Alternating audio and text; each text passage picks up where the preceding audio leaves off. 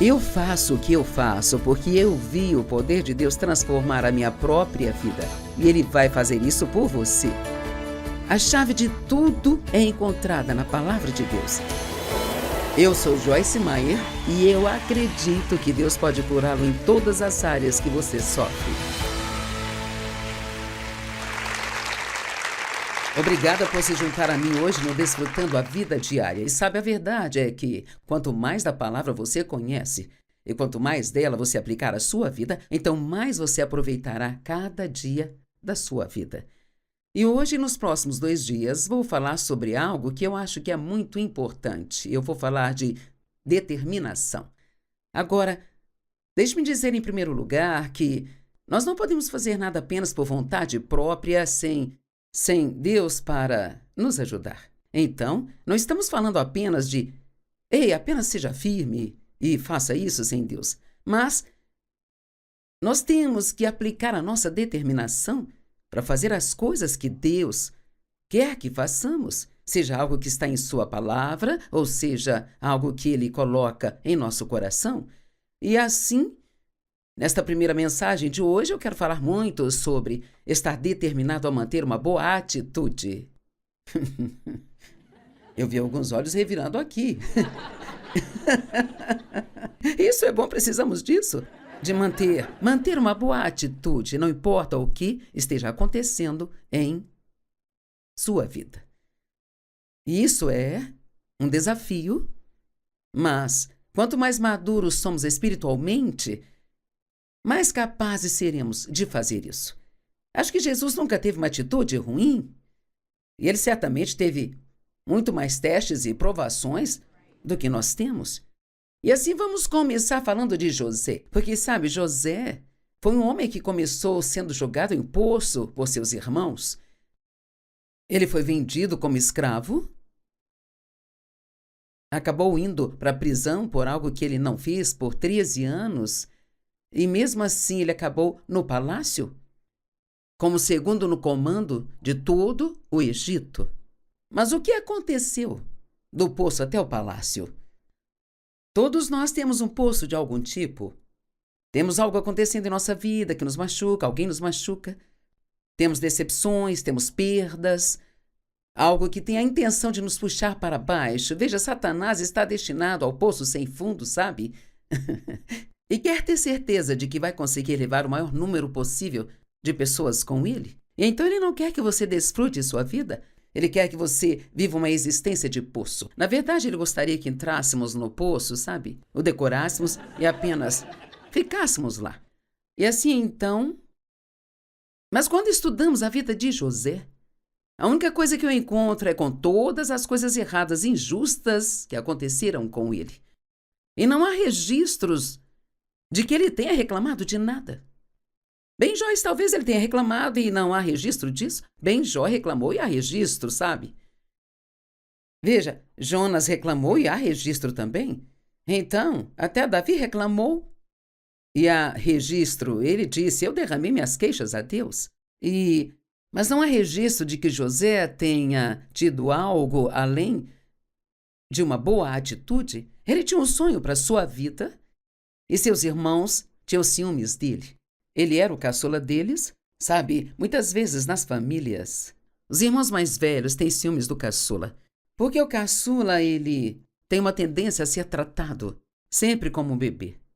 E, geralmente, então, os filhos mais velhos, os pais não tinham tanto quando os filhos mais velhos nasceram e cresceram, e então, quando o caçula aparece, os pais estão mais estabelecidos financeiramente e são capazes de fazer mais pelo caçula. Então, sempre é isso. Bem, eu tinha que fazer isso, ele não tem que fazer nada. Tive que trabalhar para comprar minhas roupas, mas vocês compram tudo para ele? E isso não é uma questão de amar o filho caçula mais, mas é que hoje você pode fazer mais do que podia antes. Bem, o pai de José esperou muito, muito tempo para tê-lo e ele mostrou favor a ele, mas não significava que não amasse seus outros filhos e deu a ele o que a Bíblia chama de uma túnica de muitas cores. Era uma linda túnica que foi feita para ele. Os irmãos tinham ciúmes da túnica. Posso te dizer que ter ciúmes de alguém nunca fará com que ele não tenha aquilo do qual você tem ciúmes?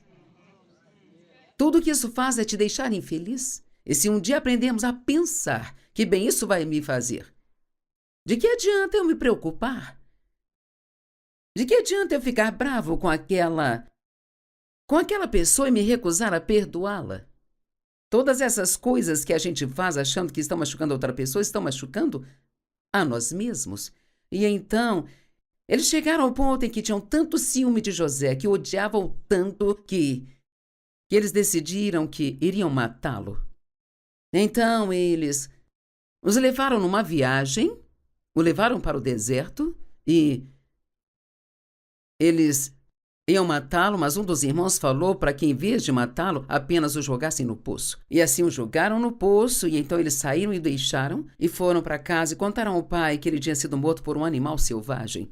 E, nesse meio tempo, uma caravana de ismaelitas estava chegando, e então um deles disse: vamos ganhar algum dinheiro, vamos vendê-lo para eles. E assim então eles o venderam, e ele foi levado para o Egito, e foi vendido para um homem chamado Potifar, e ele se tornou, então, o escravo na casa de Potifar.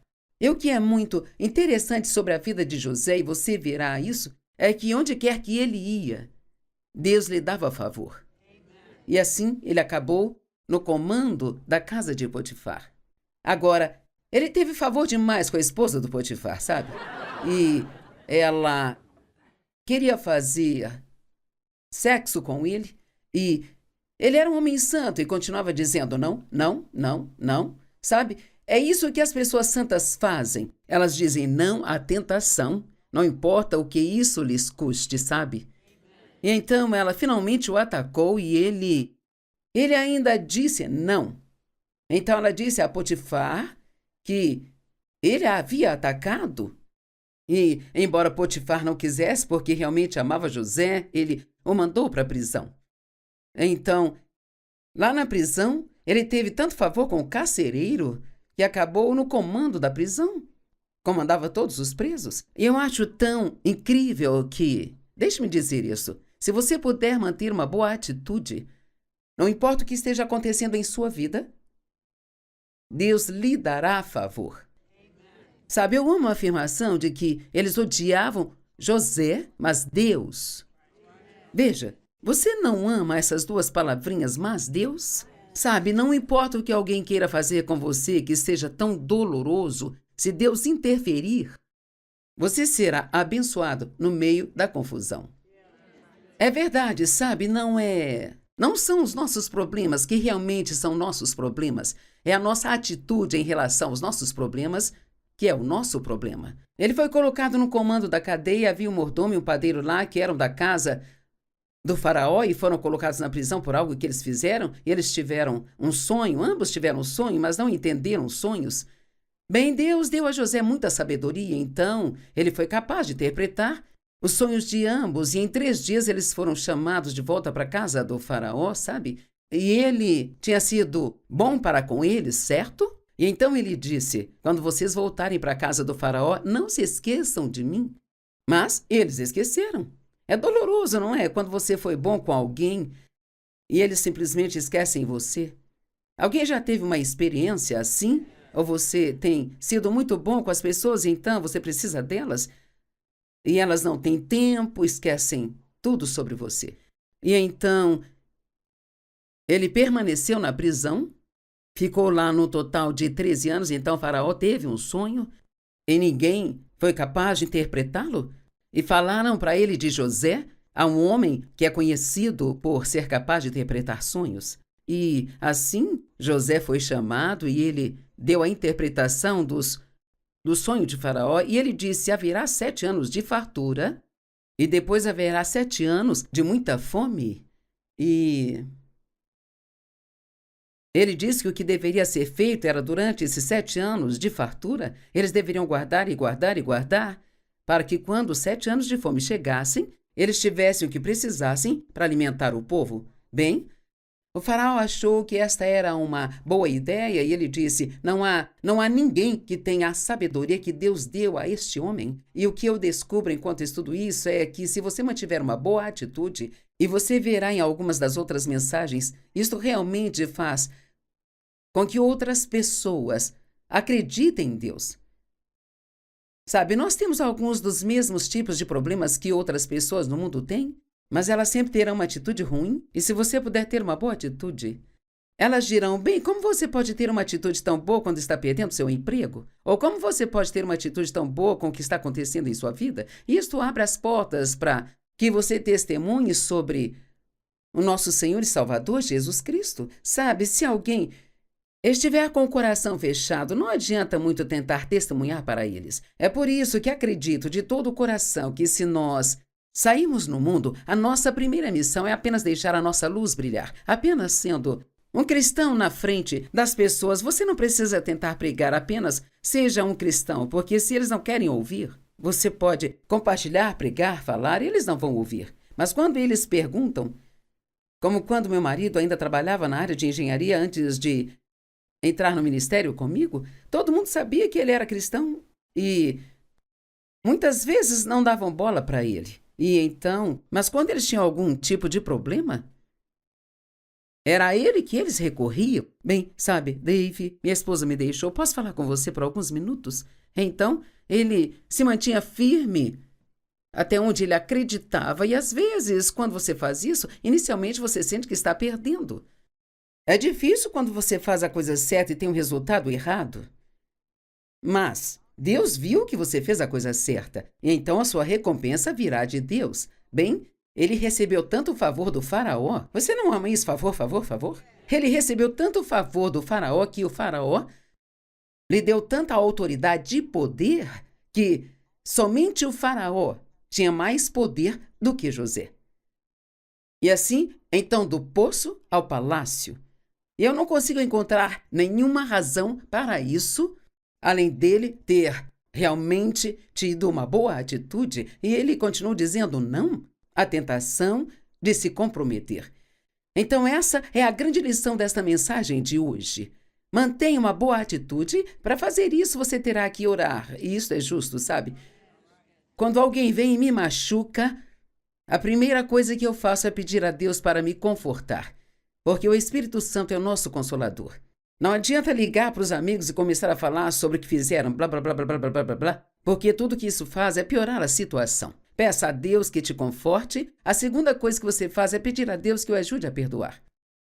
Porque quanto mais rápido você perdoar alguém, então mais fácil será fazer isso.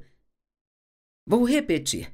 Quanto mais rápido você perdoar alguém, mais fácil será fazer isso. Quanto mais você esperar, mais profundamente enraizado isso fica dentro de você, então mais difícil será abrir mão.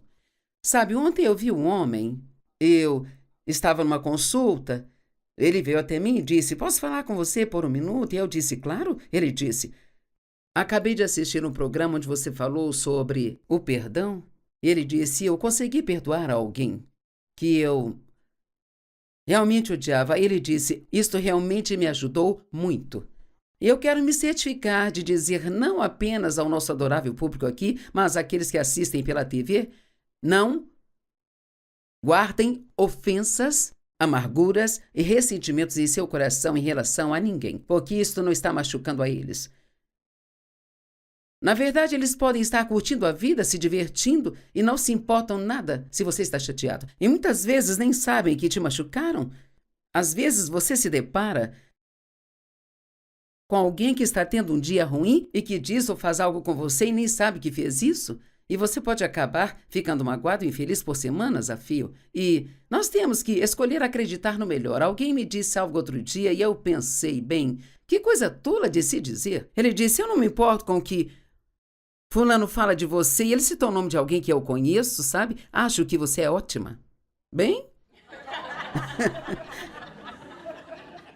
O que isso deveria significar para mim? Sabe, ele fez parecer que a pessoa tinha dito algo ruim a meu respeito e era alguém que eu acho que não faria isso. Tenho certeza que ela gosta de mim. E então eu fiquei. E Alguém disse, bem, talvez ele estivesse brincando. Bem, mesmo assim, isso meio que me incomodou, mas, sabe, o diabo, ele vai continuar tentando usar isso para te incomodar. Sabe, você toma a decisão de deixar para trás e então, de repente, aquilo meio que volta incomodando você. Mas eu apenas tomei a decisão de acreditar no melhor. A Bíblia diz: o amor sempre acredita no melhor. E eu quero deixar você com esse pouquinho de sabedoria. Não importa o que aconteça, creia no melhor. Bem, e se eu acreditar no melhor e eles realmente não tiverem boas intenções? Bem, pelo menos você fica feliz? Veja, sabe, isso é tudo sobre fazer alguma coisa por si mesmo. E assim, José acabou em um ótimo lugar, indo do poço para o palácio. E acho que grande parte disso foi por causa da sua atitude. A atitude, dizem, determina a sua altitude. A atitude determina até onde você pode ir na vida. Eu vou te dizer, eu prefiro trabalhar com alguém que não é tão talentoso, mas que tem uma boa atitude, do que alguém que é extremamente talentoso e tem uma atitude ruim. A atitude realmente é importante. Permita-me dar alguns exemplos. Não sinta pena de si mesmo quando estiver tendo problemas. Todo mundo tem problemas na vida. Todo mundo. Você pode falar com seus amigos sobre isso, mas não fique falando. Porque, sabe de uma coisa? As pessoas se cansam de ouvir. E não demora muito, elas vão numa outra direção quando virem você chegando. Porque elas estão cansadas de ouvir você sentir pena de si mesmo o tempo inteiro. Uma das melhores coisas que você pode fazer quando está tendo problemas, sei disso por experiência e pela palavra de Deus, é ir e ser uma bênção para alguém. Se você quer algo para deixar o diabo louco, isso deixa o diabo louco. Eu me lembro de uma mulher que perdeu seu filho para o câncer. Isso foi quando eu fazia reuniões semanais em St. Louis. E ela ia a uma dessas reuniões semanais e na semana seguinte, agora tinham se passado apenas alguns dias desde que o filho havia falecido, ela estava de volta. Sabe, é importante que nós não nos afastemos de Deus, mas nos voltemos para Ele. E ela tirou um monte de roupas do seu armário para doar para outras pessoas. Ela não apenas ouviu a mensagem, ela aplicou a mensagem em sua vida. Doar é uma coisa poderosa, especialmente quando você não tem vontade de fazê-lo.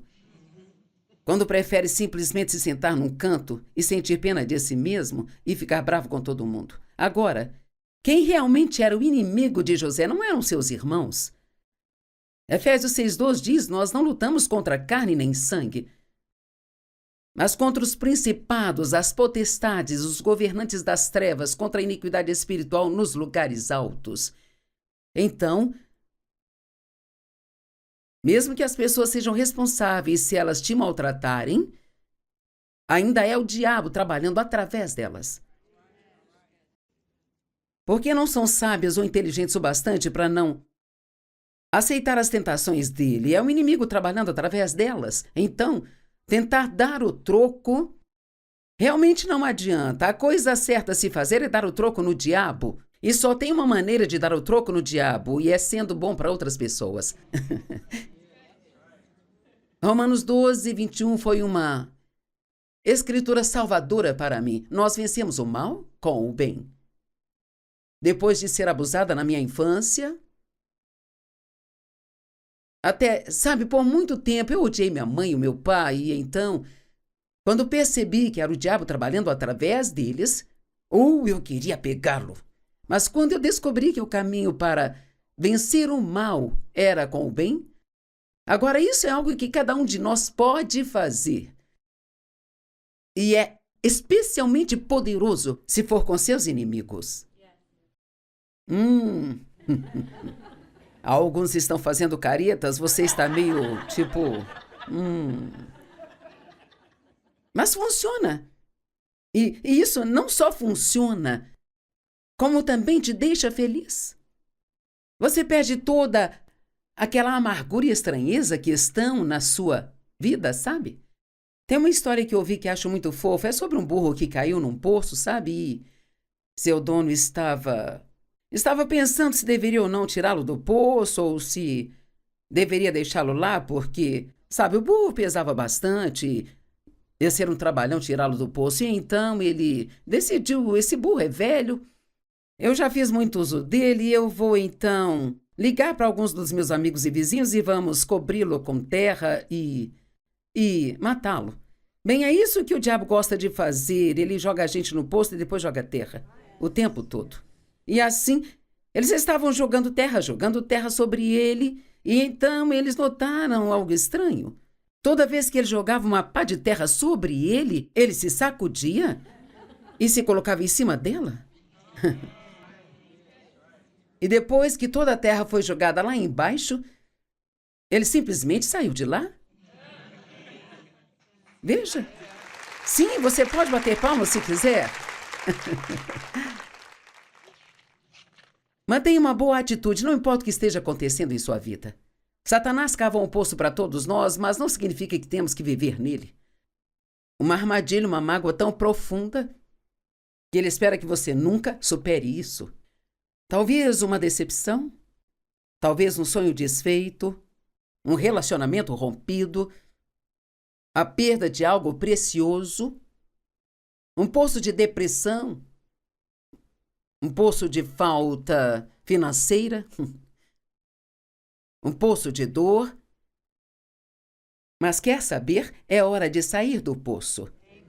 E uma das melhores maneiras de fazer isso é tendo uma boa atitude e percebendo que... E eu falo sério, sabe, com uma atitude amorosa. Todo mundo tem coisas acontecendo em suas vidas.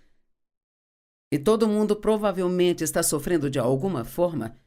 E não importa o quanto você esteja sofrendo, provavelmente há alguém nesta sala que esteja sofrendo mais do que você. Veja, os cristãos mais imaturos, eles falam de todas as suas dores. Você os reconhece de longe, mas os cristãos realmente maduros, eles ainda serão os mesmos e ainda estarão ajudando e sendo bons para você, e você nem vai saber o que está acontecendo na vida deles. Estou no ministério há 45 anos e nunca perdi uma das minhas conferências só porque estava tendo um problema pessoal na minha vida, sabe? Já houve momentos em que preguei, depois fui para a sala dos fundos e chorei.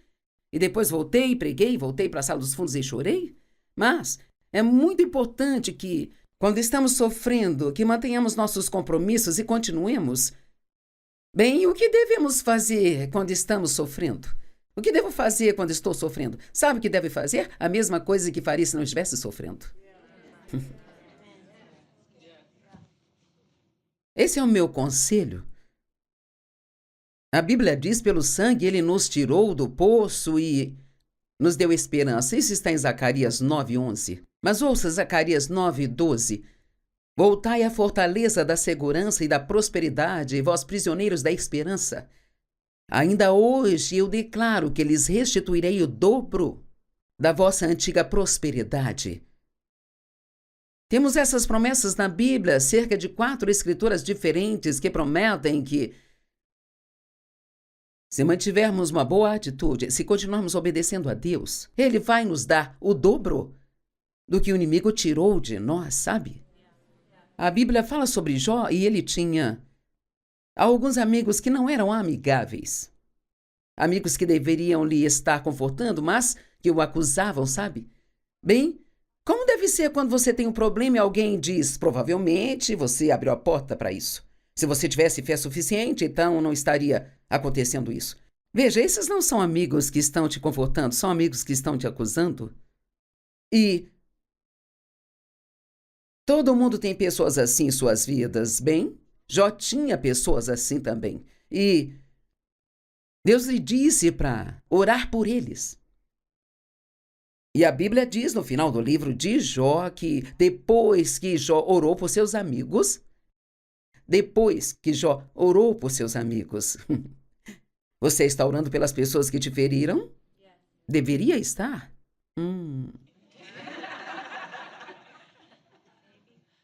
Depois que Jó orou pelos seus amigos, o Senhor restaurou o dobro de tudo que ele havia perdido. Eu amo todo esse princípio de o dobro pelos seus problemas. Amém? Lá em Mateus 12, lá diz que quando houver entre vós uma ovelha que caia em um poço, no sábado,